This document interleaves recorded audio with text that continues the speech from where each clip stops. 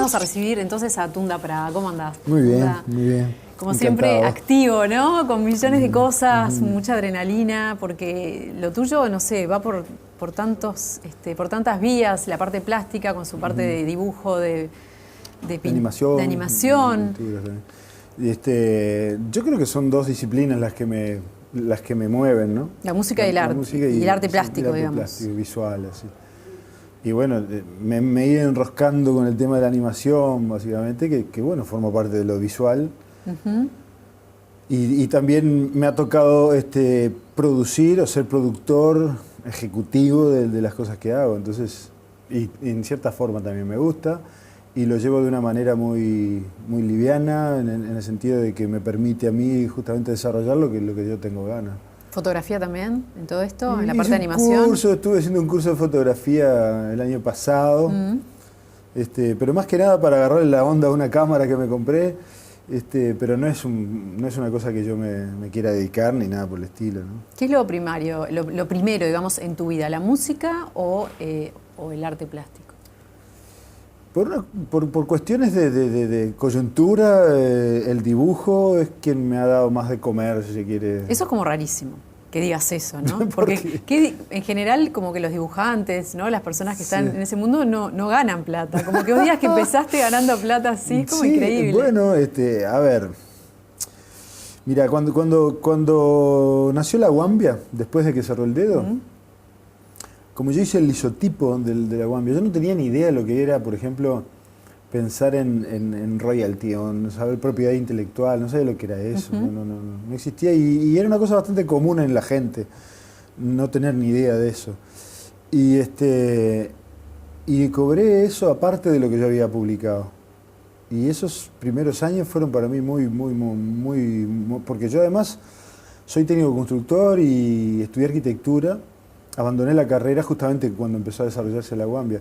Entonces, que yo ganara por ahí era algo muy novedoso y muy fuerte. Entender que había la posibilidad de generar una obra y que a la vez esa obra, después de hecha, me retribuyera, era algo súper interesante. Es que me da la sensación que tú tenés como una pata muy terrenal y muy de emprendedor y de ejecutar las cosas, ¿no? Que a veces al artista le falta ese espíritu, ese empuje para concretar una idea, para llevar a cabo. Sí. Yo creo que deberíamos tomar conciencia todos los que hacemos cosas de estas.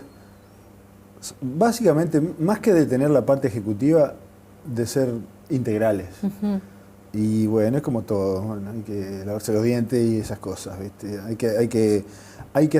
O sea, todas las cosas tienen un repecho y su momento de descanso y su bajada. Y eso lo tenemos que tener claro y bueno, una obra de arte o cualquier obra que se genere tiene una parte que hay que trabajarla, que de repente no es tan agradable. Yo le he encontrado el gustito, ¿sabes? A esa parte.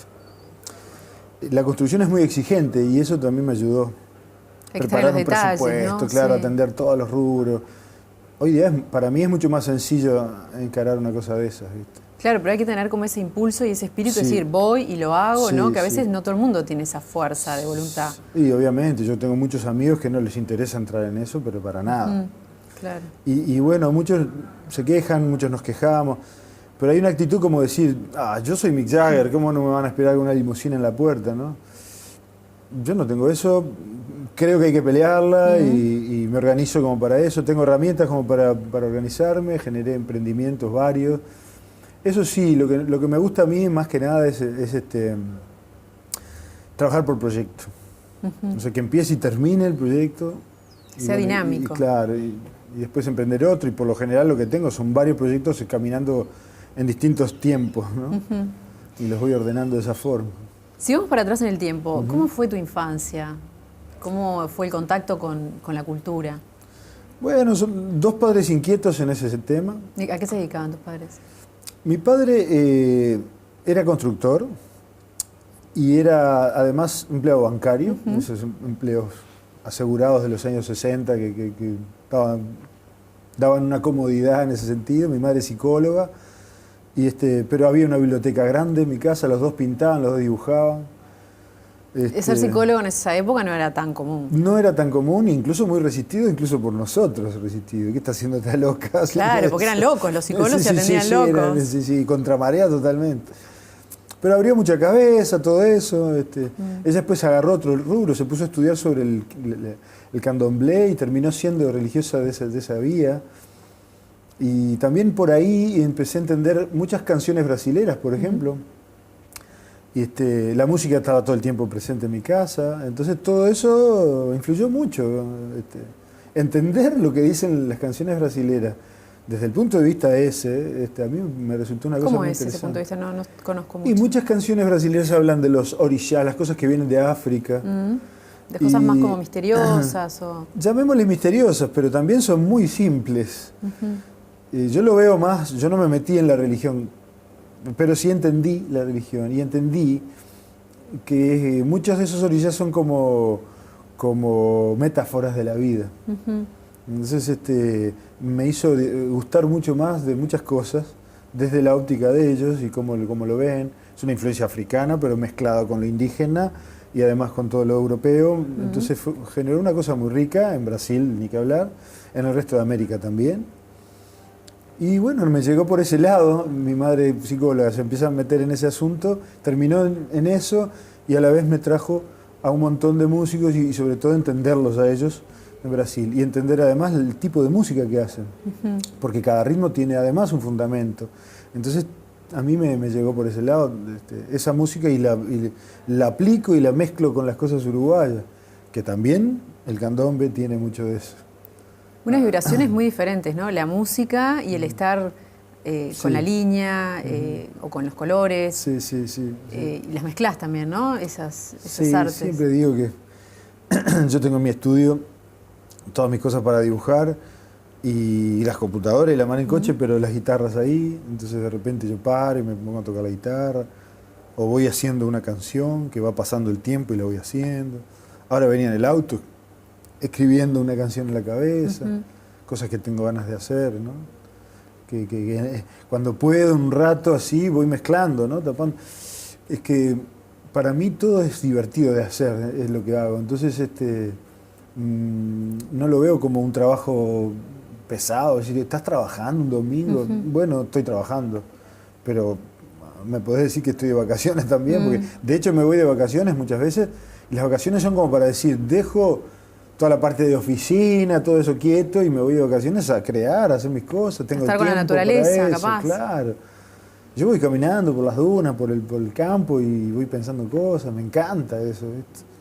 Y bueno, tanto en la música como en las historietas, hay historias, ¿no? Vos sos como un receptor de historias, como que claro. Algo te viene, ¿cómo sí. conectás? ¿Cómo es que surge un relato?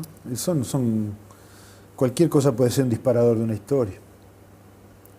Ver una persona que está subiendo un ómnibus o en una cola de un supermercado o yo qué sé, una disputa en la vereda. Cualquier cosa, en realidad un objeto puede serlo también. Todo puede ser motivo de eso. Y depende obviamente cómo me pegue, ¿no? En un viaje, por ejemplo, se generan muchas cosas. Un lugar, una locación, me sugiere una historia, ¿no? ¿Y ahí qué haces? ¿Anotás? Obvio, sí. ¿Tenés Tengo unas libretitas a mano? Claro, que dibujo y anoto cosas. Y hasta a veces en las libretitas que yo las destino, porque a veces les pongo libretita para tal cosa y estoy en la mitad de eso y hago la lista del orden del día o las cuentas. Sí, se mezclan, sí. Es como una agenda que yo voy escribiendo y tengo muchas libretas de esas. ¿Y eso cuando surge ya sabés que va a ser una canción o va a ser una historia visual? Bueno, sí. ¿Ya lo ves o no? Sí. De repente está escribiendo una canción, de repente una secuencia armónica. De repente tengo unos acordes que digo, esto está muy bueno, anoto la secuencia y esa secuencia la tengo ahí escrita y me sugiere esa secuencia con un ritmo X, me va sugiriendo algo y de repente empiezo a escribir ahí y de repente se me acabó porque empiezo a escribir otra cosa que se me ocurrió y pasa el tiempo y más adelante vuelvo a aquella canción y así es como una cosa que va se va retroalimentando, ¿no? Sí. Por todos lados. Y de repente ahí hay unos dibujos o cosas que he visto o ideas para un personaje o cosas por el estilo, ¿no? Que se va mezclando todo ahí. La construcción de personajes siempre es algo como fuerte, ¿no? Porque un personaje tiene que ser como muy, muy claro, tiene que tener características muy... Sí. Y ese proceso también es algo que fluye natural, o haces algún intento como por entender bien, por definir bien, ¿no? A alguien. Sí, yo tengo como dos partes en eso.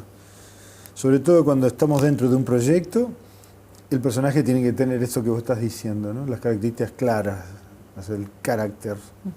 Y todo lo que implica eso, ¿no? Desde la fisonomía hasta su modalidad. Y por otro lado, tengo a veces personajes que me sugieren cosas que no tienen una personalidad definida y que yo los empiezo a vivir. Entonces ellos van como yendo. Y eso me gusta pila. Capaz que hasta me gusta más. Lo otro sale más porque es más práctico. Y decís, lo encajo dentro de tal historia y este personaje tiene que ser de esta manera y va para ahí. Pero después hay otras cosas como que van fluyendo. Te dan sorpresas, capaz. Seguro, sí. Eso me encanta a mí. Que es como en la acuarela. Vos tirás un tintazo arriba de otra tinta que está aguada y la loca hace una cosa que ella misma me está proponiendo. Y con esto me pasa también. Me ha pasado, por ejemplo, el personaje central de La mano que mira en el programa de tele, que tiene que presentar y a veces tiene que actuar porque de repente hace una ficción. Entonces pasa de ser un nerd a ser un filósofo. Y me pasó también con otro personaje que tenía en Guambia, el Flaco Jesús, que lo he usado ahora para una pequeña campaña que hice. Sí. Y también son como personajes muy elásticos, ¿entendés? Bueno, La mano que mira, recién nombrabas, Sí. bueno, también es una faceta más de comunicador también, ¿no? Claro, De mostrar lo que hacen. ¿Cómo ha sido la experiencia? ¿Qué es lo que te ha gustado Súper más? rica, súper rica. Mira, La mano que mira es como, ¿qué te voy a decir? Yo vengo, o sea, me formé mucho tiempo, estuve mucho tiempo trabajando en un medio de prensa, ¿no? Sí. Y entonces lo que hice fue generar un espacio donde poder desarrollar esa cosa que yo hacía de generar personajes y ver cosas y aplicar esta cosa que estamos hablando, pero a la vez en la animación. Me parecía que era una cosa que teníamos que trabajar y además es una cosa que siempre quise hacer. Sí. Meterme en la animación, estando dentro de la prensa, yo hice muchos experimentos en eso. Entonces generé ese espacio, me busqué ese espacio, pero a la vez me permitió la posibilidad de ver cómo trabajan otros. Meterme en el estudio de otros tipos que yo admiro. Absorber. Claro, y desde un ángulo súper rico, porque cualquier entrevista de esta, un programa de media hora, que además tiene un montón de adornos, Claro. meterme en el estudio, en la cabeza del otro, quedan entrevistas que de repente son 2 horas, y yo las usé media, Claro. o menos de media. ¿Vos haces la edición también? Bueno, estoy con el editor, ¿no? Claro. Pero digo, estás no lo hago ahí yo. Viendo qué contenidos van. Sí, claro. Es ver y obviamente, no, esto sí, esto no, pero a ver, muchas veces yo dejo que ellos... Obviamente yo tengo una afinidad muy grande con los editores que he trabajado, justamente para que la cabeza que estoy queriendo que se transmita, ellos la asimilen y trabajen en base a eso, ¿no? Claro. Por lo general hay gente que es muy afín con mi cabeza, ¿no? ¿Alguien que te haya impactado así de personas que entrevistaste? Hay muchos. Hay gente que me gusta mucho lo que hace, ¿viste? Y a veces se me cae como persona. Pero hay mucha gente que es muy interesante, yo qué sé. Podría nombrarte tantos que no me doy cuenta, pero ya muertos, por ejemplo, Trillo, que era un escritor, un guionista de historietas,